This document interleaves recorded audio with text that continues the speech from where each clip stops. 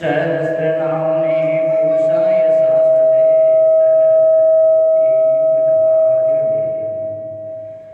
विष्णु ब्रह्मेन्द्रदेवे रजतगिरितरात्तपाठको यो भवतीर्यः शक्यायुक्तां कण्ठीर्वनोखरकराभाप्तसञ्जातं रक्षां छन्दोधेनु यतीन्द्रप्रगतिं गम्यत् सुक्तिविरुषवर्षैः सोऽयं श्रीशङ्कराचार्यो भवदनापातु लोकान् सरितम् ब्रह्मानन्दं परमसुखदं केवलं ज्ञानमूर्तिं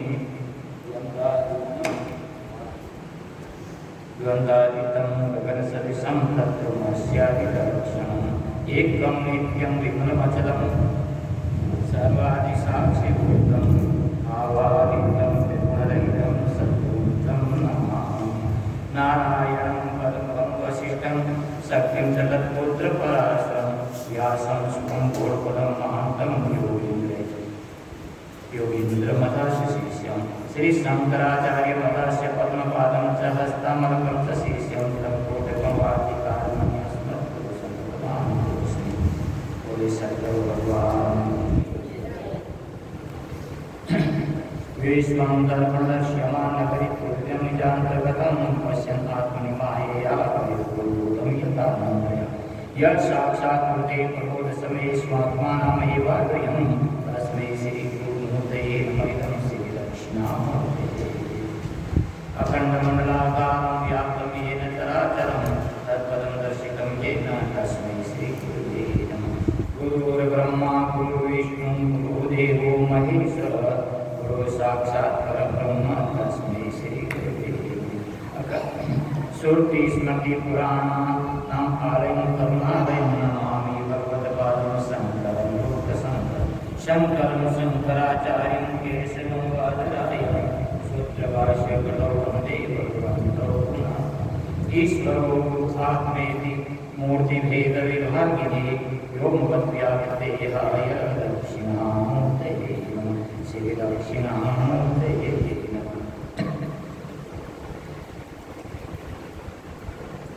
यज्ञेन यज्ञमयजन्त देवास्तानि धर्माणि वर्तमान्यासन्नतेहनाकं महिमादसतत्रपूर्वेशाद्यासन् राजाधिराजाय प्रशंसायिने नमो वयं वैश्वनाय प्रभवे समे कामान् कामाय मह्यं कामेश्वरो वैश्वनः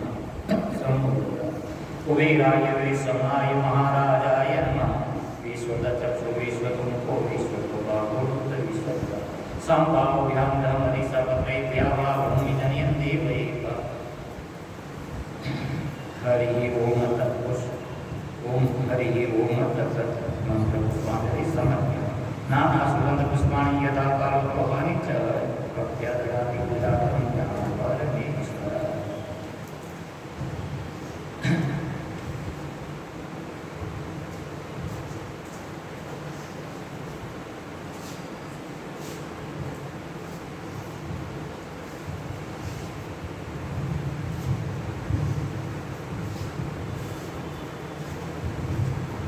बोले सद्गुरु भगवान की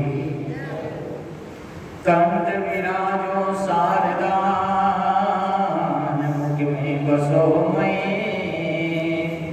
बोला हरत बताई तो गौरी पुत्र गणी सरस्वती को सिमर के गणपति ध्यान करो गुरु की आज्ञा पाई के पीछे भजन करो पहले किसको मनाइए और किसको लीजिए नाम माता पिता को अपना तो कल्प पुरुष को नाम जयति गजानन गणपति गणनायक गणराज विघ्न हरण मंगल करणे वरण शरण सुखराज बोले गणपति महाराज बोले सद्गुरु भगवान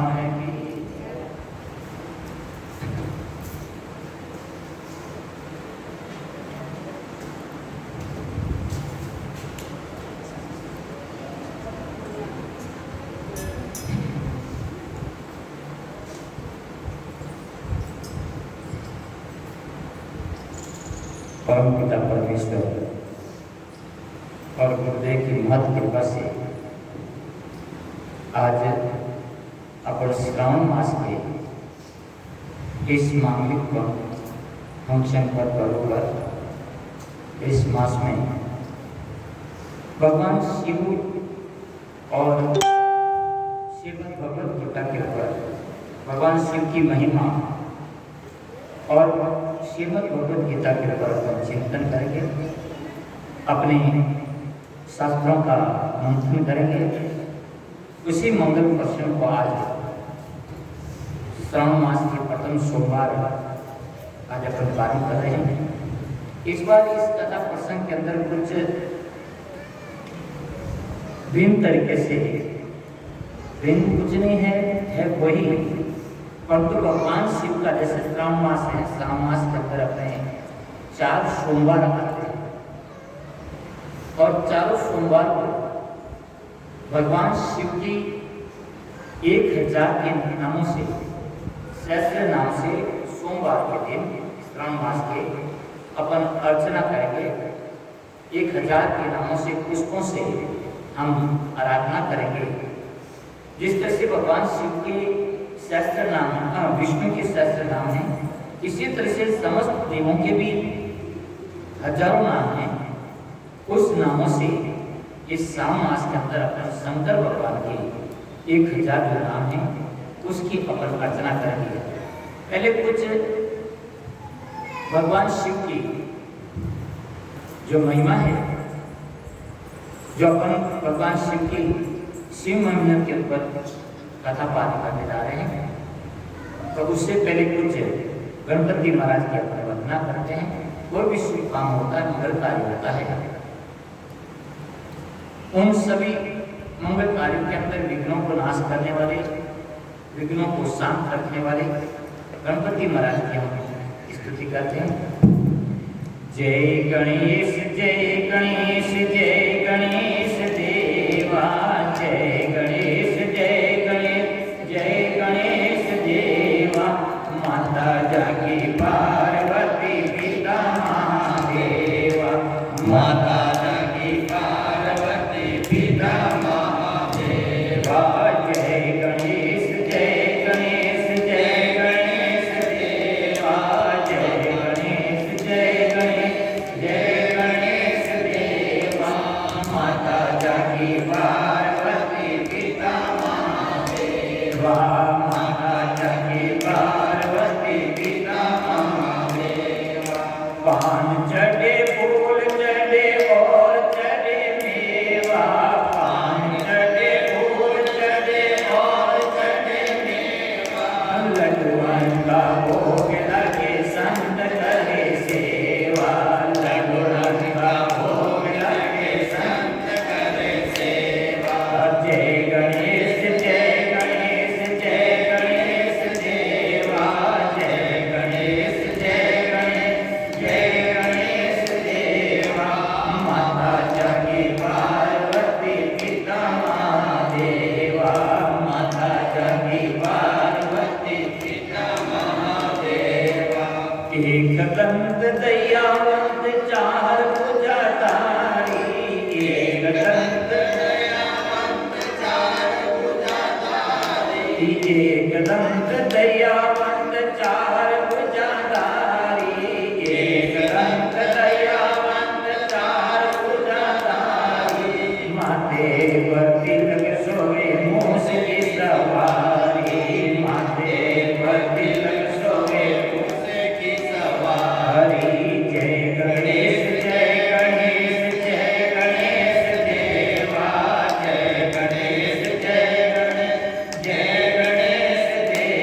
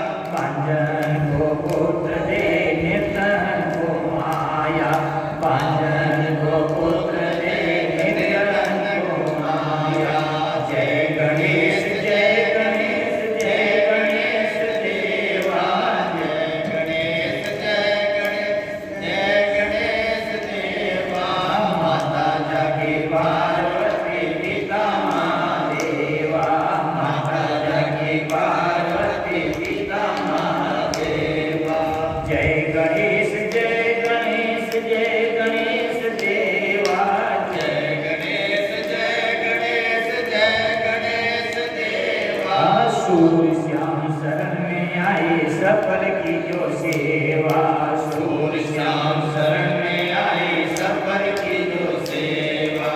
जय गणेश जय गणेश जय गणेश देवा, जय गणेश जय गणेश जय गणेश देवा। माता जागे पार्वती पिता महादेवा, माता जागे पार्वती पिता महादेवा, माता जागे पार्वती पिता महादेवा। बोले गणपति महाराज की जय हो, शंकर भगवान की जय हो।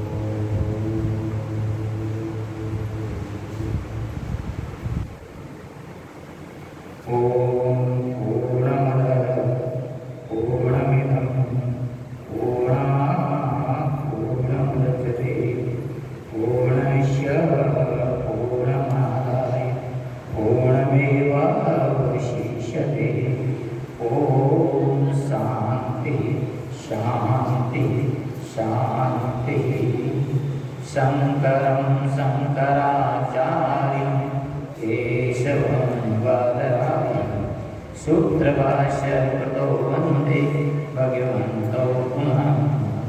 ईश्वरो गुरुआत्मेति मूर्तिभेदविभागिने व्योमवद्व्याप्तदेहाय दक्षिणामूर्तये श्रीदक्षिणामूर्तये। गुरुर्ब्रह्मा गुरुर्विष्णु गुरुर्देवो महेश्वर, गुरुः साक्षात् परब्रह्म तस्मै श्री गुरुवे नमः। तमेव माता च पिता त्वमेव बन्धुश्च सखा तमेव विद्या द्रविणं तमेव सर्वं मम देव। श्री गुरु चरण सरोज रज निज मन मुकुर सुधारि, वर्णो नायक बोधिहीन तनु जानिके सुमरो पवन कुमार। बलबुद्धि विद्या देवो मयि कलेश विकार। श्यामल रामचंद्र की जय, पवन सुत हनुमान की जय, महाबली महादेव की जय, गुरुदेव भाई सब संतन की जय।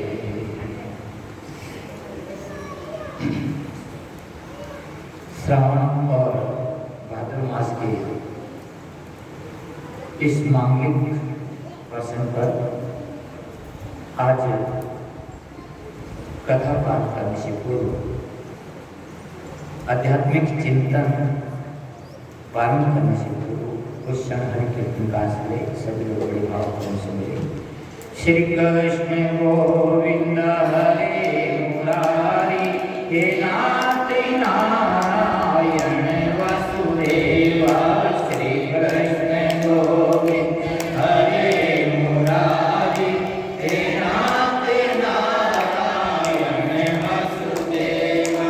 हे नाथ नारायण वसुदेवा, हे नाथ नारायण वसुदेवा, हे नाथ नारायण वसुदेवा।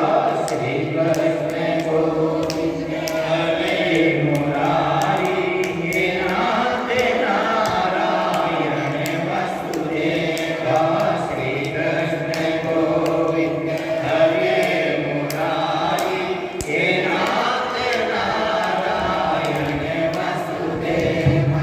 हे नाथ नारायण वसुदेवा, हे नाथ नारायण वसुदेवा, हे नाथ नारायण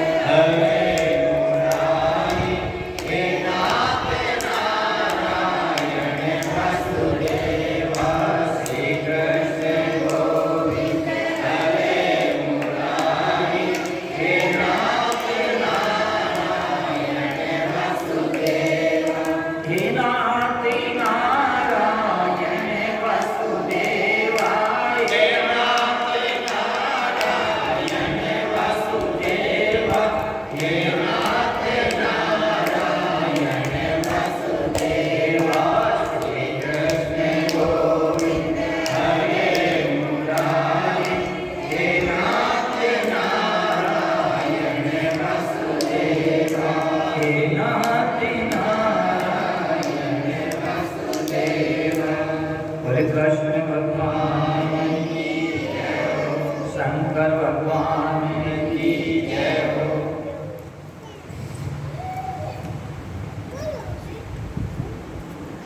भगवान शिव हरि और हर मतलब शंकर भगवान और हरि मतलब विष्णु भगवान। हरि और हर में किसी प्रकार का अंतर नहीं, दोनों एक ही है। यहाँ पर बड़े सुंदर ढंग से कहा गया है कि जैसे हर और हरि इन दोनों शब्दों का मूल एक ही है। हरि धातु है, हरि धातु से अ और ई प्रत्येक के अर्थ में ये कोई भेद नहीं होता है।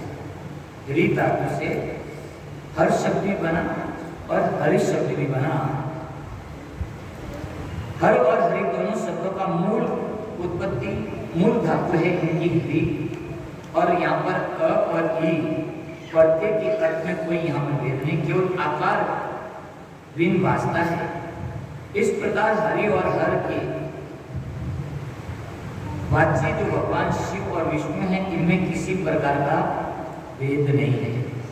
जैसे अभी अपन जो पहले कथा प्रारंभ कर रहे हैं, भगवान शंकर की बात, और आपने सोचा होगा कि अब देखो भगवान शिव की महिमा बता रहे हैं और विष्णु भगवान का कीर्तन करा रहे हैं। श्री कृष्ण गोविंद हरे मुरारी हे नाथ नारायण वासुदेव।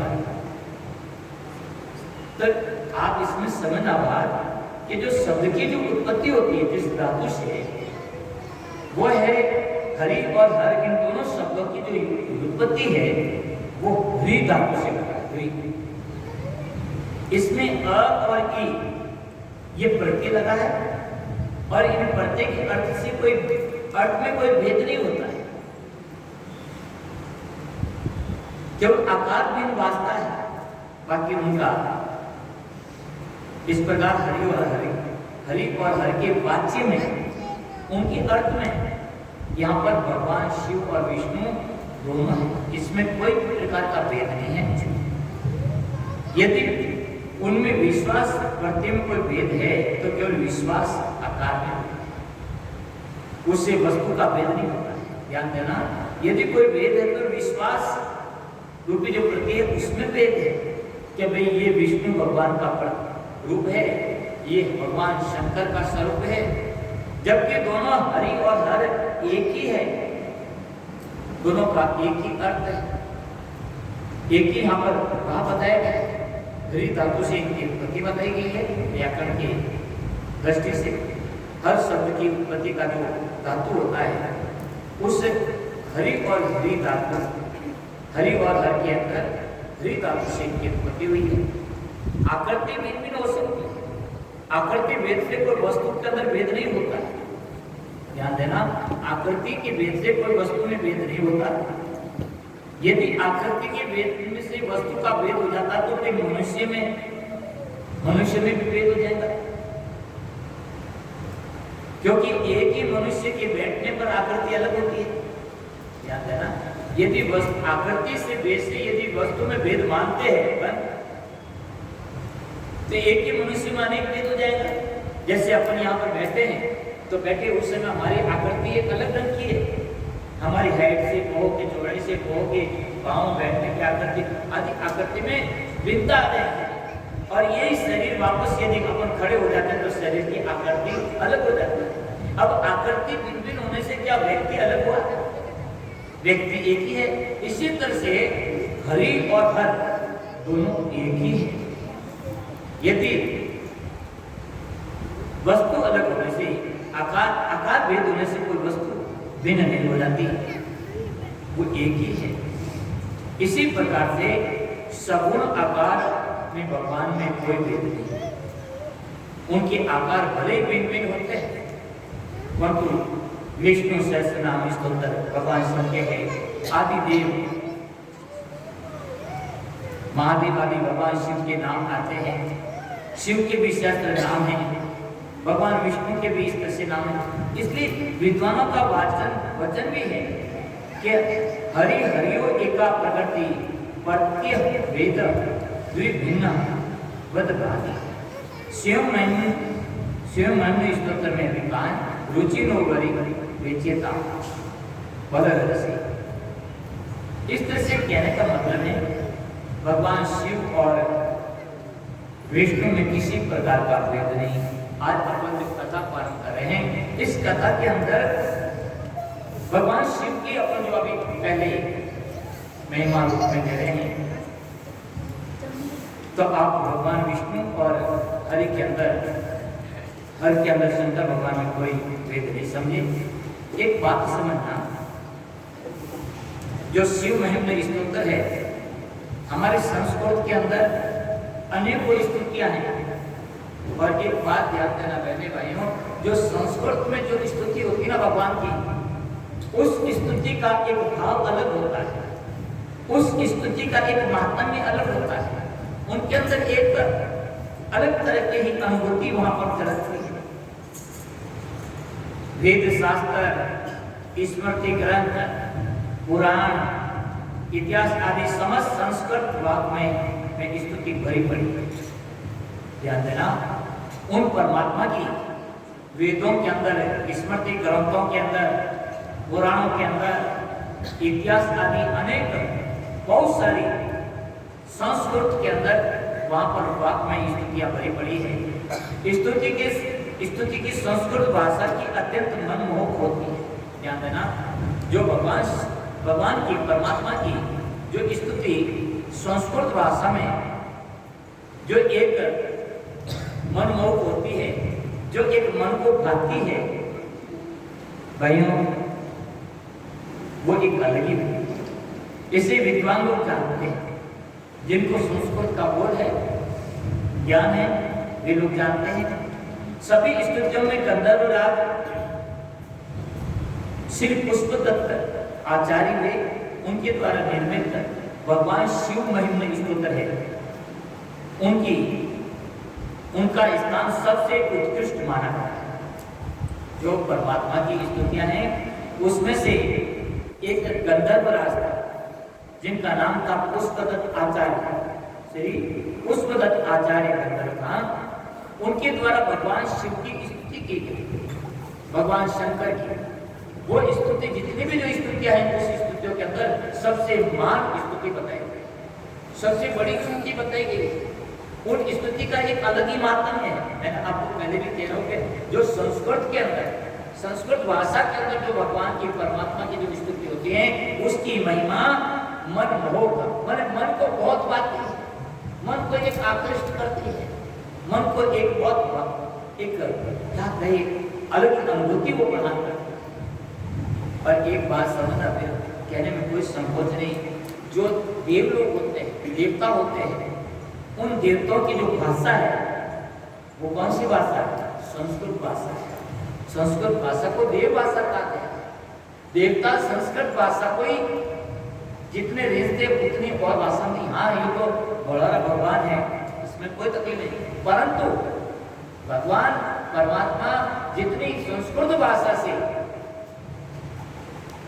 जो एक प्रसन्न होते हैं और से, इसलिए यहाँ पर एक बार क्या हुआ था, ये जितनी भी जो स्तुतियां हैं वेदों में, पुराणों में, इतिहास में, स्मृति ग्रंथों में, उन सभी स्तुतियों में भगवान शिव की जो स्तुति है, जो शिव महिम्न स्तोत्र, और वो किसके द्वारा कही गई है? श्री पुष्पदत्त आचार्य, एक गंधर्व था, वो देवताओं का, गंधर्वों के अंदर वो राजा था, आचार्य था। तो ये पुष्पदत्त आचार्य गंधर्व राज था, समस्त गंधर्वों के अंदर ये राजा स्थानीय था, ये राजा था। तो ये भगवान शिव, ध्यान देना, जो पूजा करने के लिए प्राचीन कथा प्रसिद्ध है कि देवताओं में एक गंधर्व जाति विशेष है, देवताओं के अंदर एक गंधर्व जाति विशेष है, जो देवलोक में गायन करते हैं। जो ये गंधर्व लोग होते हैं ना, ये देवताओं के लोक के अंदर गीत गाते हैं, देवलोक के अंदर ये गायन करते हैं। उस समय गंधर्वों के राजा पुष्पदत्त थे, उस समय इन गंधर्वों की राजा पुष्पदत्त था, वो भगवान शिव का परम भक्त था। वो क्या था? भगवान शिव का बहुत बड़ा भगत था, तो वो भगवान शिव की आराधना करता था। भगवान शिव की आराधना करने के लिए पुष्प आदि अर्पण करने के लिए एक राजा था। उस राजा के उद्यान में से, राजा के बगीचे में उनकी फुलवाड़ी थी राजा की। उस राजा की फुलवाड़ी में से, बाग में से वो गंधर्वों का राजा पुष्पदत्त भगवान शिव की अर्चना करने के लिए वहाँ फूल चुरा करके लाता है, क्योंकि राजा था, राजा का बगीचा था, तो उनको ऐसा कौन लेने दे। तो वह चुपके से जाता और वहां से वो पुष्प तोड़ करके ले आता। राजा ने देखा कि मेरे उद्यान के अंदर ये कौन फूल तोड़ करके ले जाता है। वहां पर राजा ने कुछ अपने सुरक्षा के चौकीदार भी रखे कि ये रोज रोज यहाँ से पुष्प तोड़ करके लेकर चला जाता है और नजर भी नहीं आता है, दिखता भी नहीं, कब ले जाता है खबर ही नहीं पड़ती। तो राजा ने एक नहीं अनेक को वहां पर अपनी चौकीदार लगाई, निगरानी के लिए रखे। फिर भी वहां से पुष्प चोरी हो जाते, क्योंकि ये गंधर्व था, ये अदृश्य हो जाता था, दिखता भी नहीं था। पुष्प चोरी होती परंतु दिखता नहीं। तो राजा ने जो विद्वान ब्राह्मण आदि थे उन विद्युत ब्राह्मणों से पूछा कि ब्राह्मण देखो, हमारे बगीचे में से रोज पुष्प चोरी हो जाता है। मैं यहाँ पर पुष्प अपने मैं अपने भगवान आदि की आराधना स्तुति आदि के लिए रखा और यहाँ से पता नहीं कौन चोरी कर करके लेता। तो विद्वान ब्राह्मणों ने कहा कि हे राजन, आपके बगीचे में कौन पुष्प ले जाता है इनकी खबर नहीं है। इनको यदि पकड़ना है तो एक ही रास्ता है, इस चोरी को पकड़ने का एक ही रास्ता है कि भगवान शिव के ऊपर जो चढ़ाते हैं ना पुष्प, भगवान शिव के ऊपर जो अगर बेल पत्थर चढ़ाते हैं, पुष्प चढ़ाते हैं, इसको बोलते माल्या। इस भगवान शिव के ऊपर चढ़े हुए इस शिव निर्माल्य, इसको बोलते हैं शिव निर्माल्य। इस शिव निर्माल्य को जहां से आपके पौधे हैं पुष्प के, वहां ये बिखेर हुए। भगवान शिव के ध्यान बात सुनना पड़ेगा कि वहां पर ब्राह्मण ने कहा कि भगवान शिव के ऊपर चढ़े हुए जो पुष्प हैं, बेल पत्र हैं, इस बेल पत्र पुष्प आदि को, इस शिव निर्माल्य को आप जहां आपके फूल के पौधे हैं वहां बिछा दें। इसके बिछाने से क्या होगा, जो भी मानव अदृश्य रूप से आएगा पुष्प चोरी करने के लिए और भगवान शिव के ऊपर चढ़े हुए पुष्प आदि हैं और उन पुष्प के ऊपर यदि पांव पड़ जाएगा या उनको क्रॉस कर जाएगा, उनको दाग जाएगा, तो उनको बहुत बड़ा दोष लगेगा और मानो जिस शक्ति से वो अपने आप को दिखता नहीं है और चोरी कर जाता है, उनकी शक्ति लगी। तो राजा ने उन विद्वान ब्राह्मणों के कहने के अनुसार इसी तरह से किया कि जो उनके उद्यान के पौधे थे पुष्प के, वहां पर शिव निर्माल्य के पुष्प वहां पर बिखेर थे। हमेशा की तरह पुष्पदत्त भगवान शिव की आराधना करने के लिए राजा के उद्यान में से पुष्प चोरी करने के लिए आया और जो वो फूल लिया और वापस अंतर ध्यान होने लगा तो उनकी शक्ति वहां पर लुप्त हो गई, उनकी शक्ति वहां पर खत्म हो गई। उसने विचार किया क्या बात है, मैं हमेशा तो अदृश्य हो जाता हूँ फूल लेकर के और आज मुझे मेरी शक्ति का क्या हो गया। वहां गंधर्व पुष्पदत्त वहां पर बड़ा आश्चर्य में पड़ गया। तुरंत उसने देखा वो मेरे द्वारा भगवान शिव का अपराध हो गया। भगवान शिव के ऊपर चढ़े हुए जो पुष्प है, फूल हैं, बेल पत्र हैं, उनको कभी क्रॉस नहीं करना, जल आदि को भी बहुत बड़ा दोष लगता है और उस दोष के कारण व्यक्ति के अंदर जो शक्ति होती है, सामर्थ्य होता है, वो शक्ति सामर्थ्य क्षीण हो जाता है, वो खत्म हो जाता है, कम हो जाता है। इसलिए आपने देखा होगा शंकर भगवान के जो मंदिर हैं और उसमें से जो उत्तर दिशा में जहाँ से जो जल चढ़ाते हैं और पानी बाहर आता है, जल भगवान शिव के ऊपर चढ़ा हुआ जो निर्माण है उसको कभी क्रॉस नहीं करते। भगवान शिव की कभी परिक्रमा पूरी नहीं होती।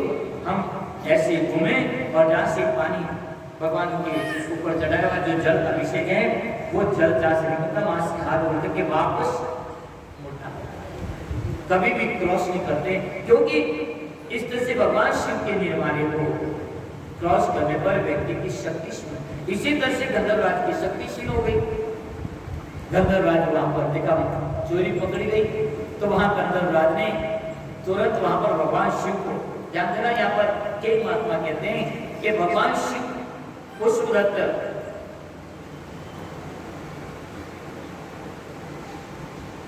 यहाँ पर पुष्पदत्त ने देखा कि भगवान शिव का अपराध हो गया।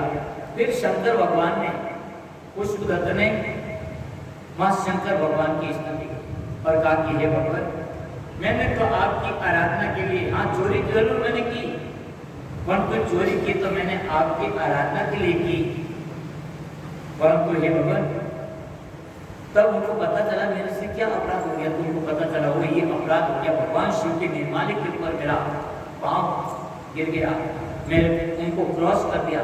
तो उसने भगवान शिव की स्तुति की, ध्यान रखना, उन स्तुति को भगवान शिव को प्रसन्न करने के लिए उस गंधर्वराज ने भगवान शिव की जो स्तुति की, वो स्तुति विश्व शिव सहस्त्र नाम से, 1000 नाम से भगवान शिव की स्तुति वहां पर इसने की, उनको शिव मन में स्तुति करते। और भगवान शिव, अब यहाँ पर बड़ी रोचक कथा है, बड़ी रोचक एक प्रसंग है। जब गंधर्व ने भगवान शिव की आराधना की, शिव महत्व की स्तोत्र के रूप में, भगवान शिव बड़े प्रसन्न हो गए। प्रसन्न हो गए तो वहां पर ध्यान देना, पुष्पदत्त को अभिमान भी हो गया कि देखो भगवान शिव मेरी स्तुति से, मेरी प्रार्थना से, मेरी आराधना से मेरे अपराध को क्षमा भी कर दिया और मेरे ऊपर प्रसन्न हुई। और दूसरी बात तो कि मैंने भगवान शंकर की बड़ी सुंदर महिमा गाई, मैं भगवान शंकर की बहुत बड़ी स्तुति की, मेरी स्तुति से भगवान शिव प्रसन्न हो गए। इतने में ध्यान देना बहने, जो उनको अभिमान आया, भगवान को कभी अपने भक्त का अभिमान बर्दाश्त नहीं हुआ, क्योंकि अभिमान व्यक्ति को जड़ मूल नष्ट कर देता। तो तुरंत भगवान शंकर ने ऐसी कृपा की कि एक वहां पर भृगी आया हुआ था, एक भृगी, भगवान शिव का जो गणते उसमें से एक भृगी था, वो भृगी आया और जो भृगी ने मुख खोला, ध्यान देना, भृगी ने जो मुख खोला तो वहां पर उन्हें भृगी के दांतों के ऊपर भगवान शिव की जो महिमा है वो 32 श्लोकों के अंदर, वहां 32 जो अपने 32 दांत होते हैं, वहां पर 3200 दांतों पर भगवान शिव की 3200 श्लोक के द्वारा वहां पर स्तुति अंकित थी पहले से। उस पुष्पदत्त गंधर्व ने देखा, अरे मैं तो यहाँ पर अभिमान कर रहा था कि मैंने भगवान शिव की बड़ी स्तुति की, इनके गुणगान गाए, मेरी स्तुति से, मेरी प्रार्थना से, मेरी विनती से भगवान शिव प्रसन्न होकर के मेरे अपराध को क्षमा भी कर दिया, मेरे ऊपर बड़े प्रसन्नचित हुए, मैंने बड़ी सुंदर महिमा गाई।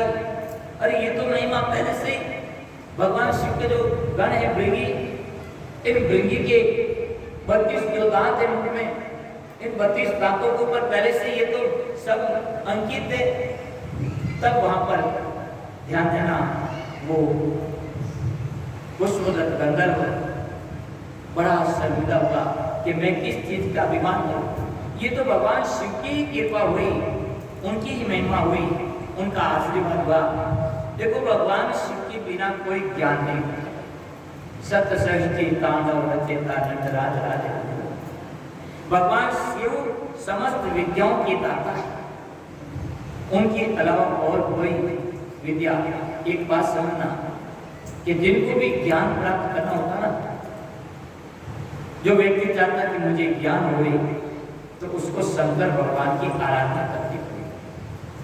अपन भागवत के अंदर भी कई बार हमने देखा कि जो अनेक प्रकार की वहां पर उपासना बताई गई, उन उपासना के अंदर बताया गया है कि जो व्यक्ति ज्ञान प्राप्त करना चाहता है उसको शंकर भगवान की आराधना करनी है। तो यहाँ पर पुष्पदत्त को जो अपराध भी हुआ, उस अपराध के कारण उसने भगवान शिव की स्तुति की, भगवान शिव ने उनके अपराध को क्षमा किया, उनको दर्शन दिया।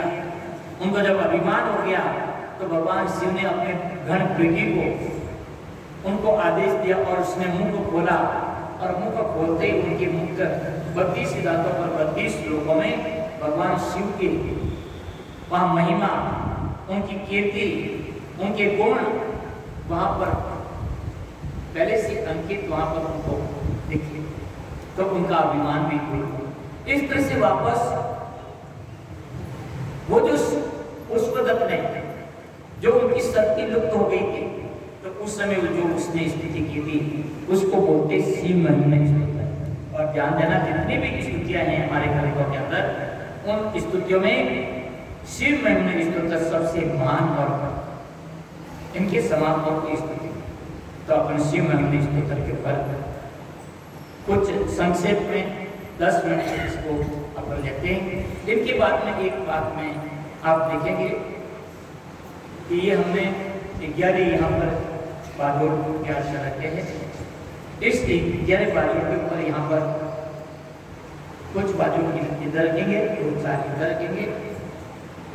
इन बादों के ऊपर थाली में दीपक होगा, दीपक जलाएंगे। पंखा थोड़ा बंद करना पड़ेगा, दीपक जब तो देखो नहीं, पंखा तो बंद कर लें, बाकी तो नहीं। तो दीपक पास में रहेगा और ये पुष्प है, तो एक एक पंखुड़ी आप उनको चढ़ाना है।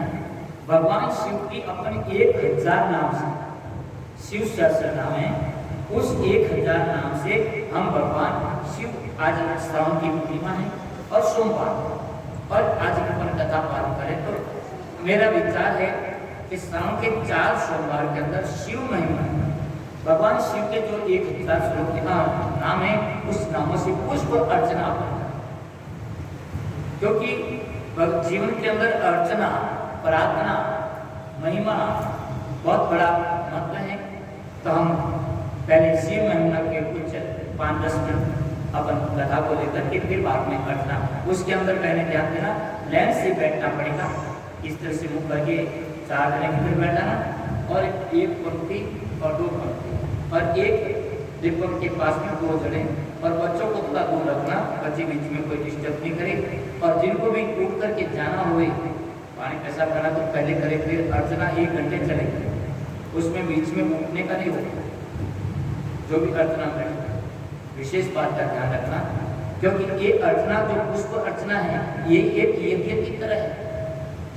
भगवान को 1000 नामों से अपन दीपक, आपके सामने पान है, पर दीपक एक ज्ञान का प्रतीक है, उसको लेकर के हम प्रार्थना करेंगे। हम पहले हिमाचल आदि में रहते थे, पढ़ते थे, तो वहां पर इसी तरह से सहस्त्र नाम से अर्चनाएं कई बार वहां विष्णु के नाम की, शिव के नाम की। तो मेरा विचार हुआ कि इस कोरोना महामारी का, ये कोविड-19, हाँ, जीव जो भी दुख पाता है, कष्ट पाता है, अपने कर्मों के अनुसार पाता है। जो जीवन में उतार चढ़ा आता है, सब अपने कर्मों का आता है, पर तो उस कर्मों को कुछ शील करने का, उन कर्मों को कुछ शांत करने का, परमात्मा की स्तुति के अलावा जीव के पास में कोई साधन नहीं। इसलिए हम परमात्मा से प्रार्थना कर रहे हैं कि ये जो वैश्विक महामारी है, हम परमात्मा, भगवान शिव, ध्यान देकर के समझा, शंकर भगवान की अपनी स्तुति करते हैं। जैसे शंकर भगवान जब समुद्र अमृत की प्राप्ति के लिए देवता और दानव दोनों मिलकर के वहां पर समुद्र मंथन किया था, परंतु अमृत तो बाद में निकला था, और पहले क्या निकला, हलाहल विष निकला था। उस हलाहल विष को, उस विष से समस्त प्राणी के प्राण संकट में पड़ गए थे। तो समस्त, चाहे देवता का चाहे दैत्य का, सब जाने शंकर भगवान ने प्रार्थना करी कि हे भगवान, इन विष से तो मोर सबोर प्राणी और प्राण संकट में पड़ गया, आप तो भूतनाथ हो, थोड़ा नाम चरितार्थ करो, थोड़ा नाम सफल करो, ते समस्त प्राणी और भूत प्राणी और कई स्वामी हो, तेज मालिक हो, मैं तुम्हारी संतान और तेज मोरा पिता हो, आप हमारी रक्षा करो। सब देव और दानव मिलने प्रार्थना करी, तो शंकर भगवान वो हलाहल विष पान करे। इनलिए भगवान शिव नाम नीलकंठ पड़ा था। तो अपन इसी रूप में भगवान शिव की यहाँ पर 1000 नाम से स्तुति कर रहे हैं। आज अपनी कथा का प्रथम दिन भी है, श्रावण मास का सोमवार है। मन में इच्छा कि 4 सोमवार को आएंगे, 4 सोमवार में अपन 1000 नाम से पुष्प अर्चना जरूर करें कि अपने यहाँ पर जो ये पूरे प्राणी महामंडल पर जो एक वैश्विक महामारी का जो दौर आया है और जिस दौर से पूरा मानव तंत्र जो हिल गया, सब जो इतने विक्षिप्त हो गए, परमात्मा से प्रार्थना है भगवान आप इसको शांत करें, आप ही को संभाल सकते हैं, दूसरे कोई प्राणी नहीं। इस बात से अपन वो पुष्प अर्चना करेंगे। पहले शिव मंत्र की एक अपन श्लोक लेते हैं। गजाननं भूतगणाधिसेवितं कपितजम्बूफलचारुभक्षणं उमासुतं शोकविनाशकारकं नमामि विघ्नेश्वरपादपङ्कजं, नमामि विघ्नेश्वरपादपङ्कजम्। अथ श्रीमन्त्रस्तोत्रम्। अपन श्रीमन्त्र स्तोत्र प्रारंभ कर रहे हैं। उस श्रीमन्त्र स्तोत्र प्रारंभ करने से पहले गणपति महाराज की आराधना करते हैं। गजाननं भूतगणादि सेवितम्, हे भूतों के भूत गणों के स्वामी के अनुरूप सेवित, कपित जम्बू फलचारु भक्षणम, हे भगवान, हे गणपति महाराज, केत और जामुन के अच्छे फलों के भक्षण करने वाले। ध्यान देना, जो गणपति महाराज है ना, जो भूत गणादि सेवित, भूत और गणों से सेवित, उनको केत और जामुन के फल भक्षण करने, शोक विनाशकारकम, शोक को नाश करने वाले, हे विघ्नेश्वर पाद पंकज, निखिल समस्त विघ्नों के नियामक पद कमल जिनके उन्हीं पार्वती के लाडले, गजानन, हे गजवंदन श्री गणेश को नमामि हम नमस्कार। ध्यान देना भाई, गणपति महाराज की यहाँ पर पहले स्तुति की है कि भूत गणादि सेवितम्, भूत गणों से सर्व अधिकार के अनुरूप में से जो भगवान शंकर के जितने भी जो गण हैं, उन गणों में जो अधिपति है, उन गणों के अध्यक्ष है। इसलिए कहा गया कि भूत गणों से स्व अधिकार के अनुरूप सेवित, और हे भगवान कपित जम्बू फलचारु भक्षणम, हे भगवान आप केत और जामुन के अच्छे फलों को भक्षण करते हैं। गणपति महाराज हैं, वे केत के फल और जामुन उनको बड़े प्रिय, इसलिए यहाँ पर कहा कपित जम्बू फलचारु भक्षणम, आप केत और जामुन के फल को भक्षण करने वाले। शोक विनाशक, आप शोक रूपी शोक का विनाश करने वाले हैं। आप विघ्नेश्वर पाद पंकजम, हे भगवान आप समस्त विघ्नों के नियामक हैं, समस्त विघ्नों को अपने अधिकार से आप उनको समाप्त करने वाले। पद कमल जिनके हैं, हे भगवान आप उमा सुतम, आप माँ पार्वती के लाडले हैं, उमा के सुत हैं, पार्वती के लाडले हैं। हे गजाननम, गजवंदन कुंज भगवान श्री गणेश को हम नमामि, हम सब उनको नमस्कार करते हैं। इस तरह से यहाँ पर पहले गणपति महाराज की स्तुति करके फिर बाद में यहाँ पर शिव मंत्र स्तोत्र प्रारंभ होता है। श्री पुष्पदत्त उवाच महिम्ना पारं ते परम विदुषो यद्य सदसे स्तुति ब्रह्मादीनां अपि तद्वसन्ना त्वयि गिरा अथा वाच सर्व स्वमति परिणामावधिगिना महात्येष स्त्रोते परनिर्वाद परिकर।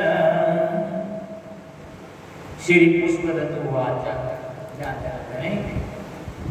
श्री पुष्पदत्त जो गंधर्वों के राजा हैं, वो पुष्पदत्त यहाँ पर उवाच मन वो बोल रहा है, वो भगवान शिव की स्तुति करते हुए क्या कह रहे हैं?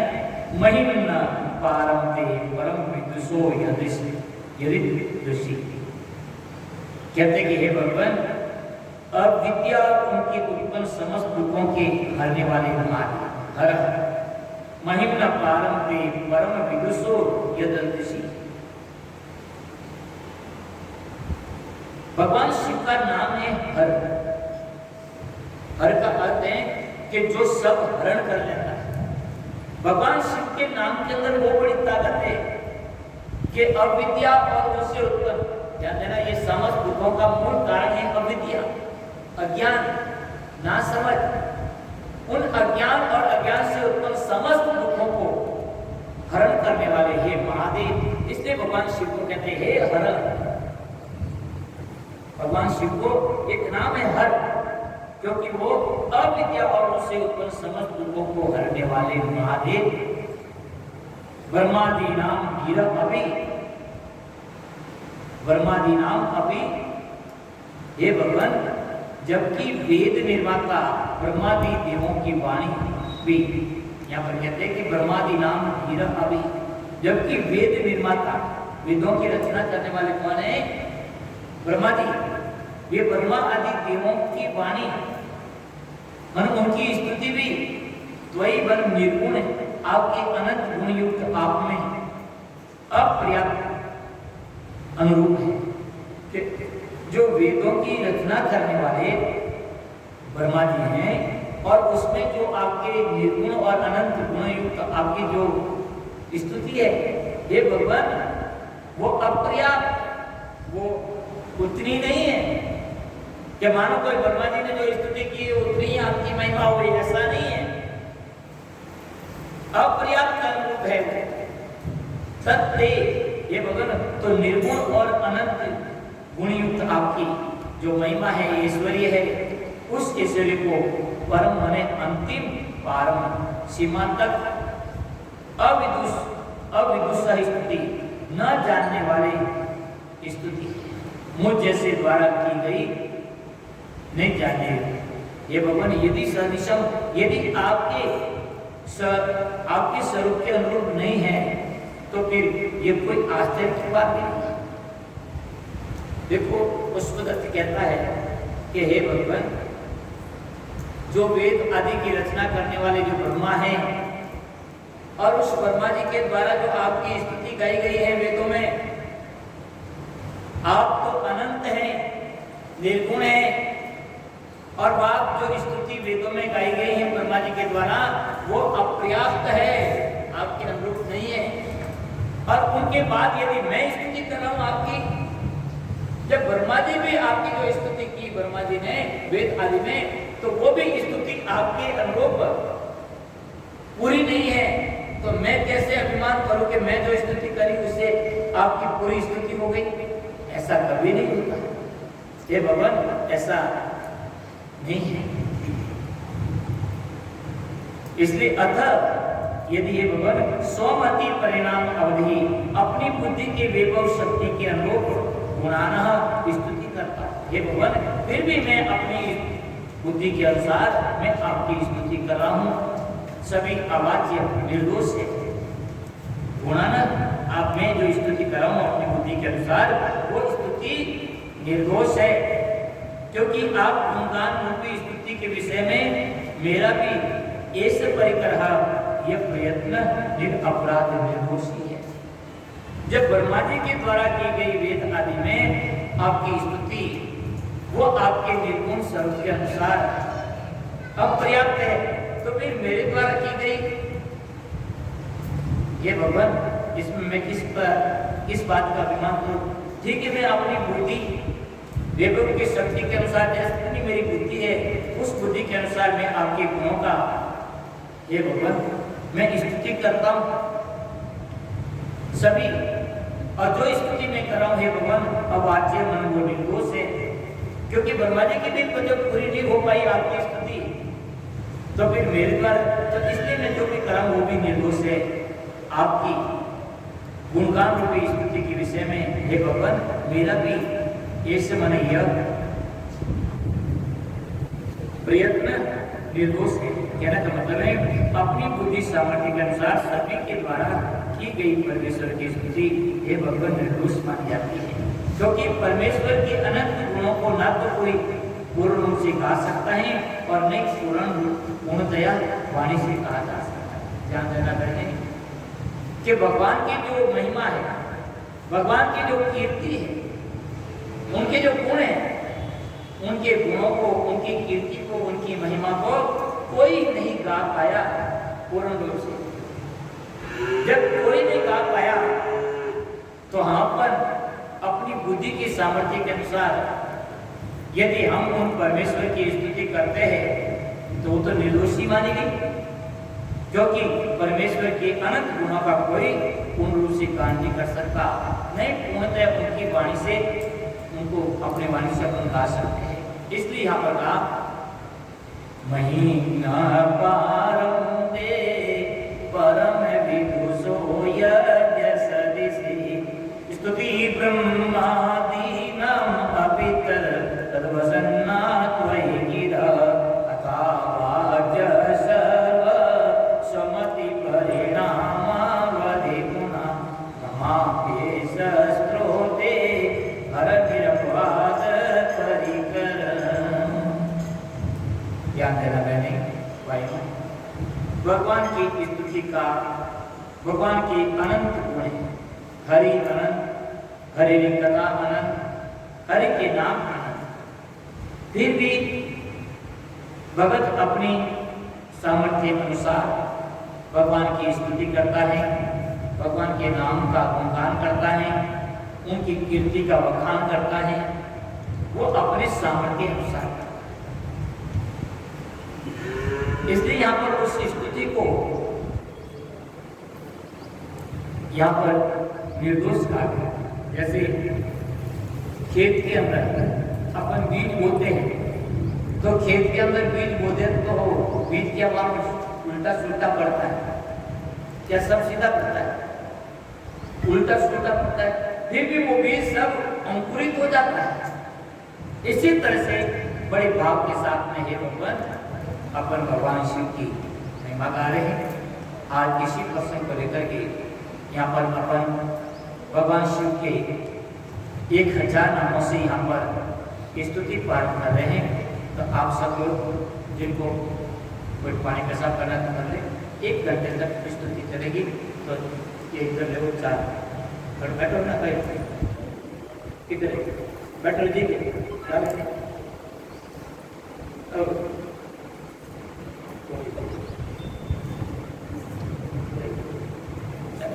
एक 4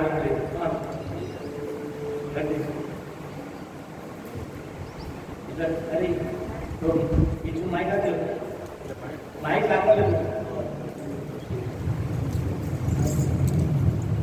वो इधर